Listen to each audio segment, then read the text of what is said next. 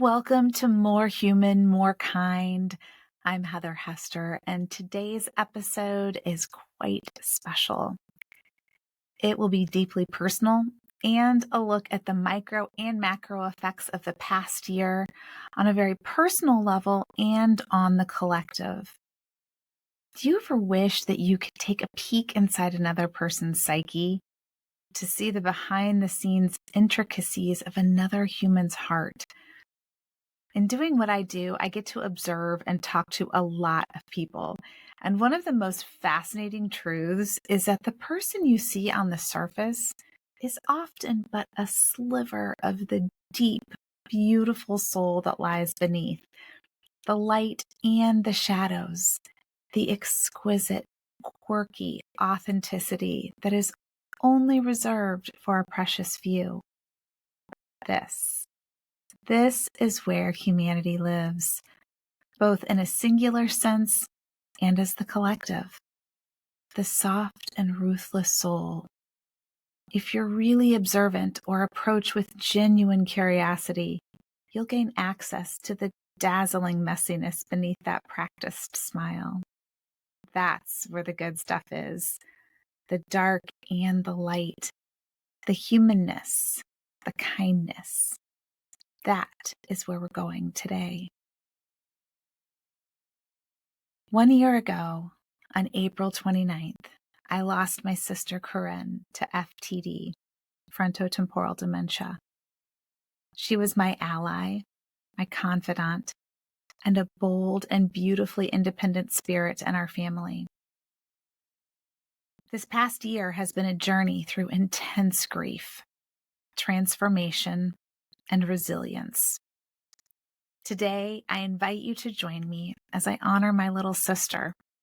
Along the way, I'll explore the multifaceted nature of grief, discuss personal and societal upheavals, and find pathways to hope and action. This is a space for reflection, truth, and connection, and perhaps even permission for you to feel and express your own deeply hidden grief. As Jamie Anderson said, grief is love with nowhere to go. One of the cruelties of FTD is that you lose your loved one a little bit at a time.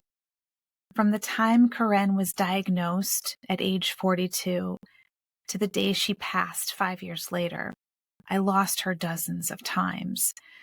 As her personality changed, as her memory became fuzzy and then unreachable, as she lost her ability to have a conversation and express herself, and then her ability to speak, as she lost the ability to communicate through facial expressions or touch, as she lost her ability to connect through sight and touch. And of course, when at last her heart ceased and she took her final breath. With each of those losses, I grieved. And each time, grief came to me differently. Different emotions, physical expressions, forms of denial or rejection. Sometimes the grief was so intense, it took my breath away. At others, it was more like a subtle, underlying, constant current. At times, I could physically feel a deep, wrenching ache in my heart. And at others, it was a white-hot anger at the injustice and cruelty of it all. And through all of this, a chasm of isolation subtly grew. Because at the root of our bond was our shared understanding of where and what we came from. No other human on earth could empathize or understand to the depths our lived experience. And with each fiber of her brain that this horrific disease claimed, we lost. She to the unimaginable hell of a degenerative disease. Me, well, I lost the one person who really knew, who validated and helped me put words and feelings with all of the emotional wounds and scars of our individual and collective childhood and young adulthood. And even though I encouraged, even begged her to let go of her physical body in those final months, the finality of her death rattled me deep to my core. It was at once a sharp pain and a deep, deep ache. I was angry, filled with rage. I wanted to wail and sob and scream, and I wanted to unleash every emotion, named and unnamed, for both of us. I found it most curious that on one occasion, the week before she passed, and then again on the day of her funeral, I was asked why I was so angry. Both of those people were of the belief that it was a statement about my lack in Christian faith that I could be so angry about Corinne's death, and they said as much to me. Let's just say that their callous judgment during a time that called for, at a minimum, space and tenderness, helped me further my own personal spiritual journey, a space that we will explore further on a not-so-distant episode. I've given these encounters a great deal of thought since then, and still feel as strongly today as I did then. Grief evolves. So while there are still flashes of the anger of injustice,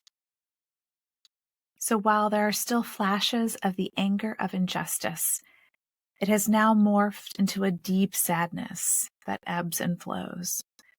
I expect I will always feel a degree of this face of grief, because not only were we robbed of each other, she was robbed of her life, of all of the possibility. She never got to finish chasing all of her big dreams. She never got to know how ridiculously amazing, talented, loving, and just cool all of her nieces and nephews are.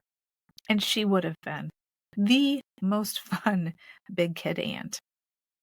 And her friendships were abruptly cut short. All who knew and loved her lost. To me, this is just fact, and feeling angry about losing her has nothing to do with faith of any kind.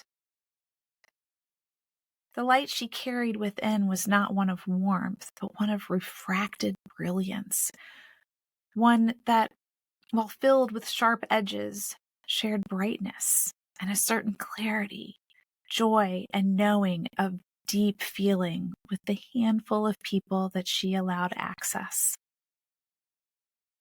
Grief in its arrival, many expressions, and eventual healing is nonlinear. It is deeply personal.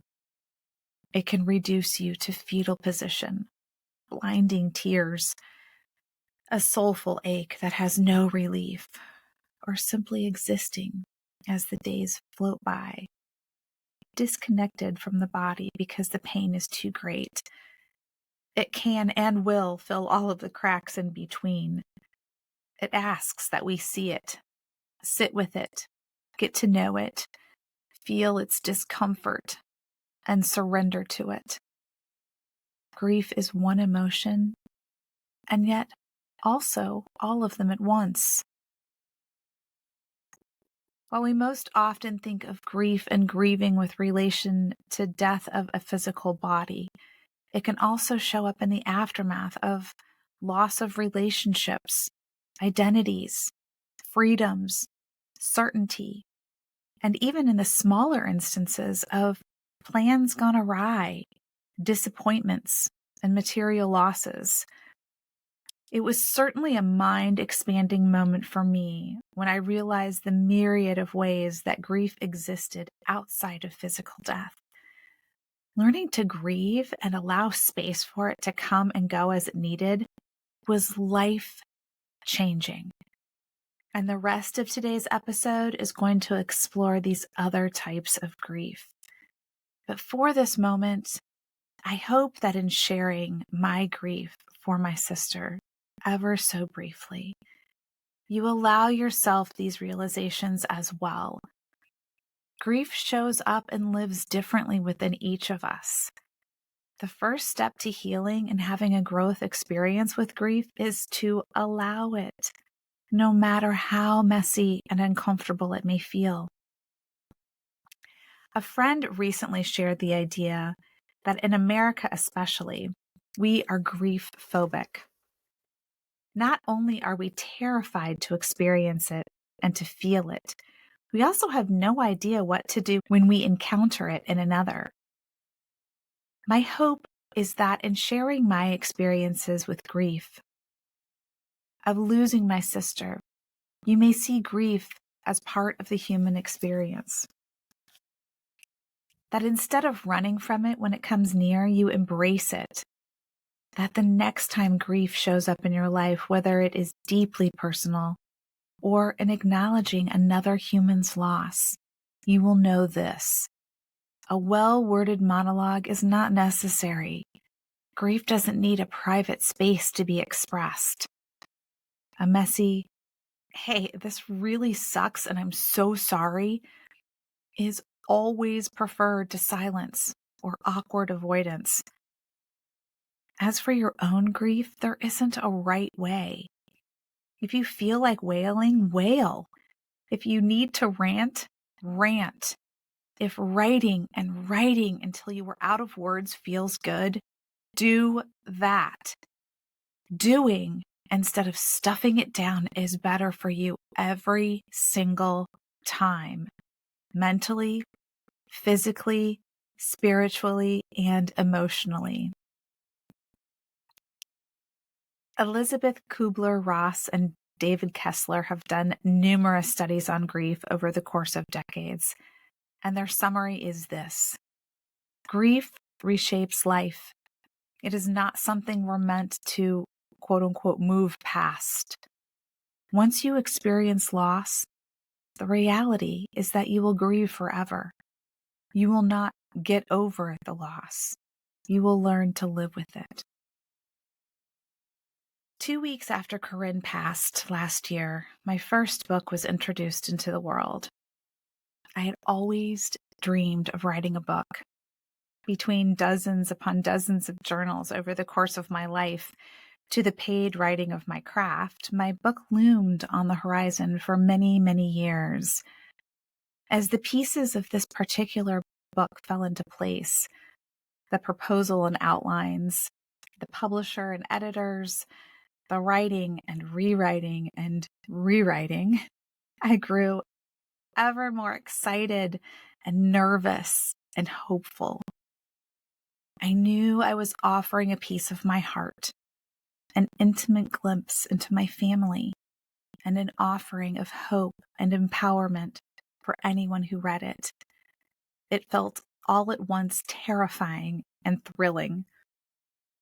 As the official publication date of May 14th neared, so did the realization that Corinne's time on this earth was soon going to be complete.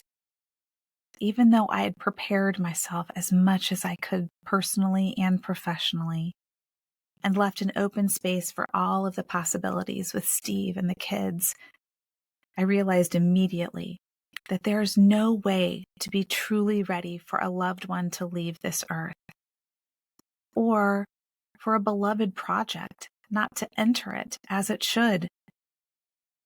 Needless to say, I canceled all of my launch events save one, and left the way Parenting with Pride was introduced to the world and received by her up to the fates.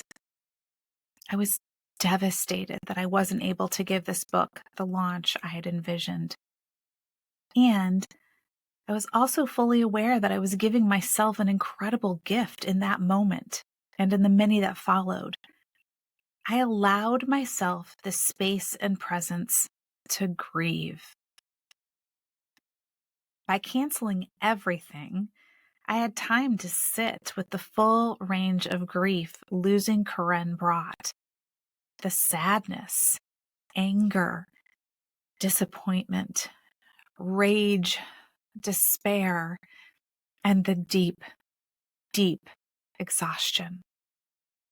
And somewhere in the middle of all of that, I realized that I was also grieving the disappointment surrounding the launch of my book.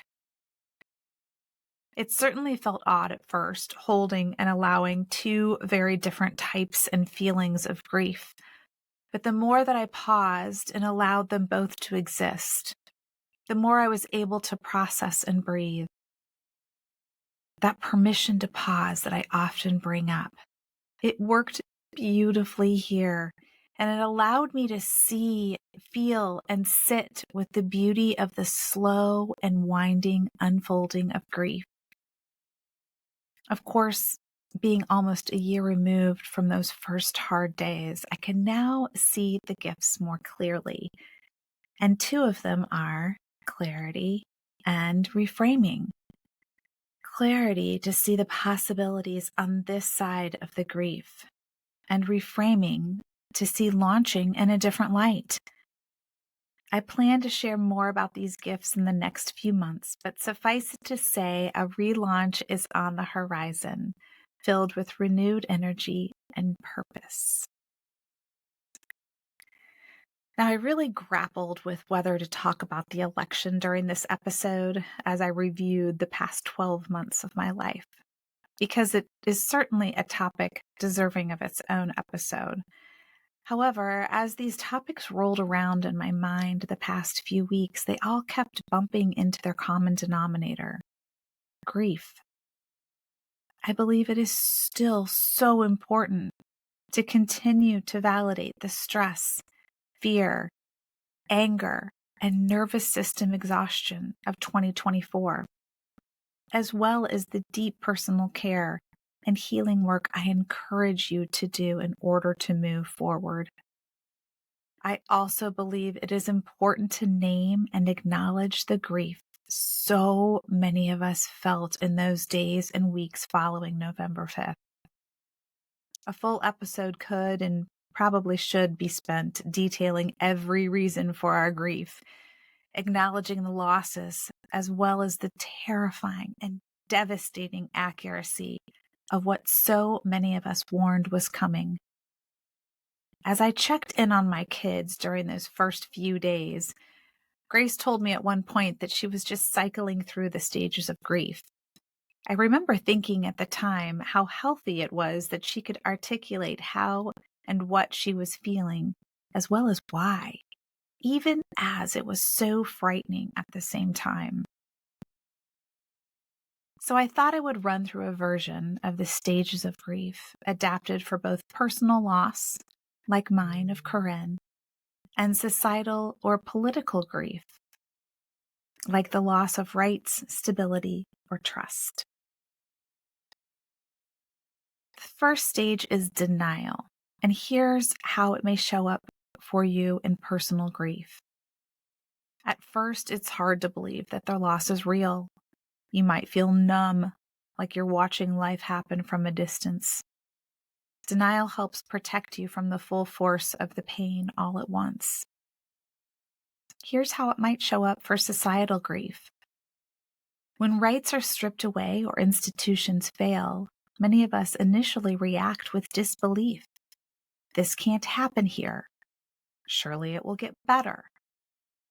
Denial gives people time to emotionally catch up with new, painful realities. The second stage is anger. Here's how it might show up for personal grief.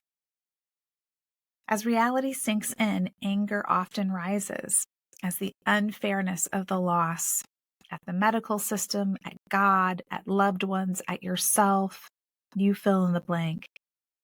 Anger can feel isolating, but it's actually an important and healthy part of processing pain. I'm going to repeat this for those who see this as a sign of spiritual brokenness or vapidness. Anger can feel isolating, but it's actually an important and healthy part of processing pain.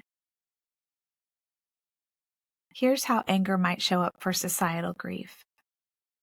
When freedoms are taken away or injustice escalates, anger is a powerful collective force. It shows up in protests, in activism, and in deep conversations. Anger signals that something valuable has been violated, and it demands a response. The third stage is bargaining. Here's how that might show up for you in personal grief. You may find yourself replaying what-if scenarios. What if I had called sooner? What if we had tried one more treatment? Bargaining is a way to wrestle with the helplessness of loss and to try to make meaning. Here's how it might show up for you for societal grief. In societal or political grief, bargaining sounds like, maybe if we just wait, things will calm down. If we vote differently next time, it will be all fixed. It reflects the human need to search for solutions when control feels lost. The fourth stage is depression. Here's how that might show up for personal grief. When the weight of the loss fully settles in, deep sadness often follows. Depression and grief can feel like emptiness, disconnection, and an overwhelming awareness of all that has changed. Here's how depression might show up for societal grief. As the scale of injustice or loss becomes undeniable, despair can take root. Feelings of hopelessness, burnout, and fatigue are common. This is the moment when many people retreat inward, mourning what feels broken beyond repair. And finally, the fifth stage of grief is acceptance. Here's how that might show up for personal grief. Acceptance doesn't mean getting over the loss. It means learning to live with it, to carry it with you in a way that still allows for life, love, and new meaning. The pain softens and becomes woven into who you are. Here's how that might show up for societal grief. In societal grief, acceptance means recognizing the truth of where we are and choosing to act anyway. It's the decision to engage, to hope, to build, even in the face of setbacks. Acceptance allows for movement forward, fueled by clarity rather than illusion. Here's what it comes down to. Grief, whether personal or collective, is not something we fix. It's something we live through, honor, and allow to transform us. And from that transformation, new possibilities for love, justice, and connection emerge. After all, hope is not a passive thing. Hope is an active commitment to keep moving forward even when the way is hard. Hope strengthens our capacity to hold the tension of opposites and to grow our resilience. Grief has so many shapes.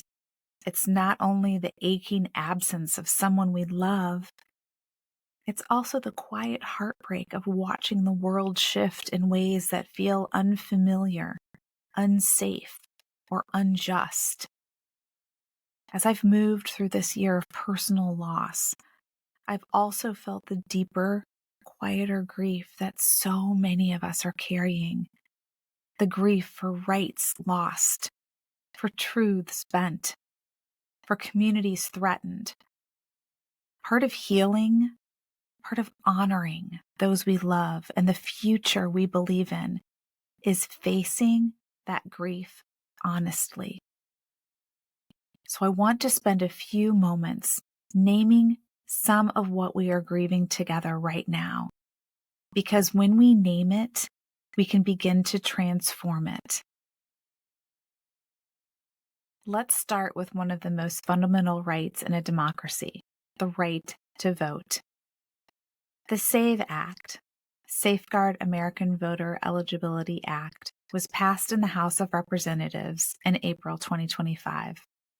It requires proof of U.S. citizenship, such as a birth certificate or passport, to register to vote in federal elections. However, the SAVE Act doesn't safeguard elections.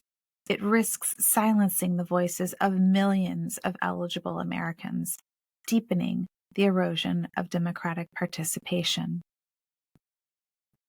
Another place where loss is showing up powerfully is in how we treat people seeking safety and our immigration policies. In the early months of the second Trump term, policies echoing the 2018 zero tolerance immigration strategy have resurfaced. These policies treat vulnerable people not as human beings seeking safety, but as political pawns. It marks a moral and humanitarian regression. When we allow cruelty to replace compassion at our borders, we lose part of our national soul. As I heard someone say just earlier today, we are a nation of immigrants and we are a nation of laws. Let's make that our goal. Beyond our borders, we're also seeing threats to one of our most sacred freedoms, the freedom to speak, to assemble, and to dissent. Think back to what we've discussed in the 4-part Foundations of Freedom series. Since 2021, over 30 states have introduced or passed laws restricting public protests. In early 2025, the federal government voiced support for expanding these anti-protest measures nationally.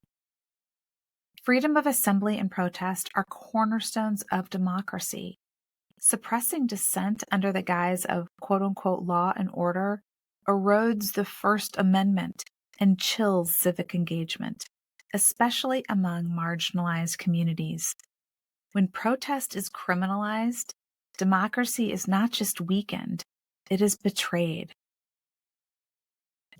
And finally, even our places of learning, our universities and classrooms, are becoming battlegrounds where ideas, inclusion, and critical thinking are under attack.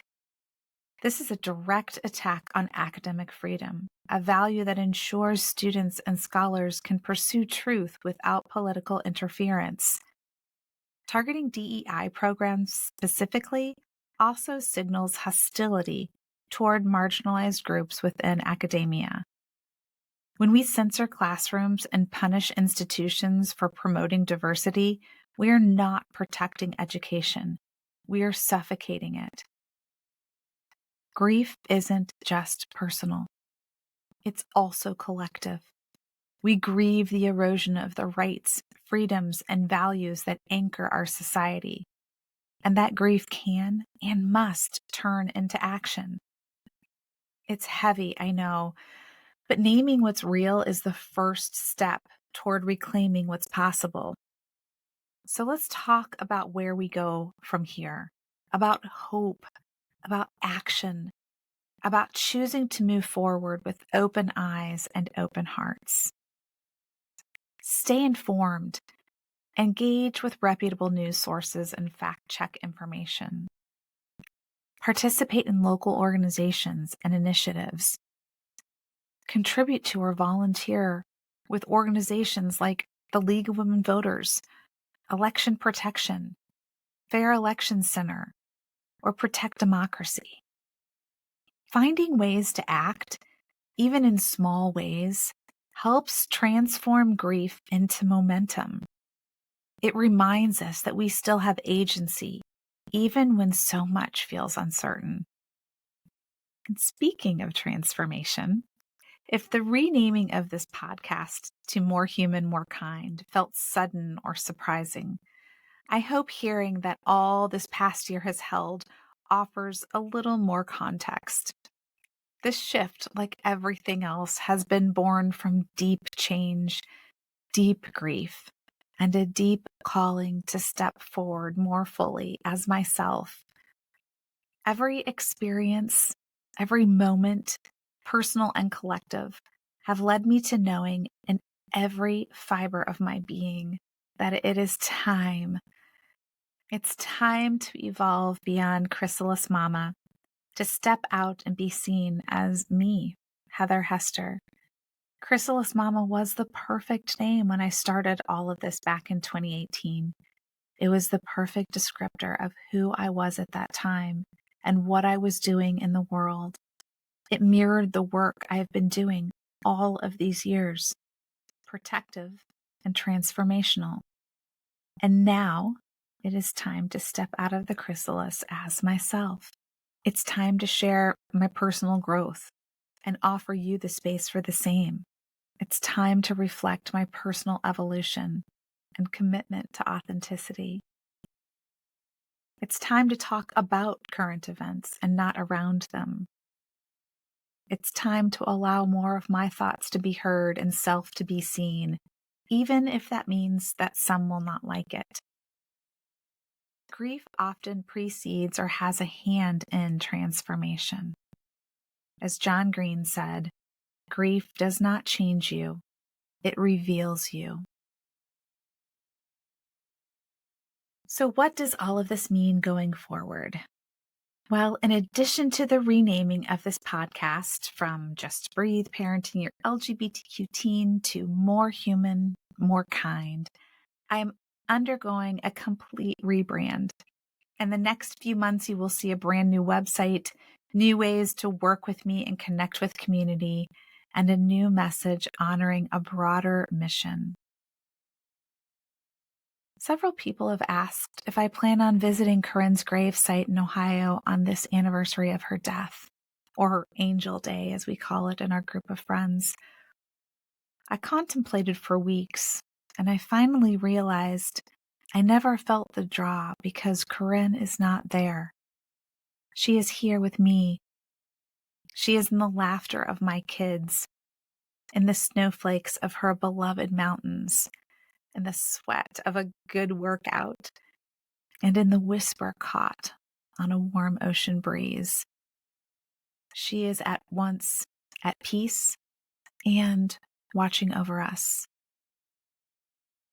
We carry our grief, and through it, we carry the ones we love.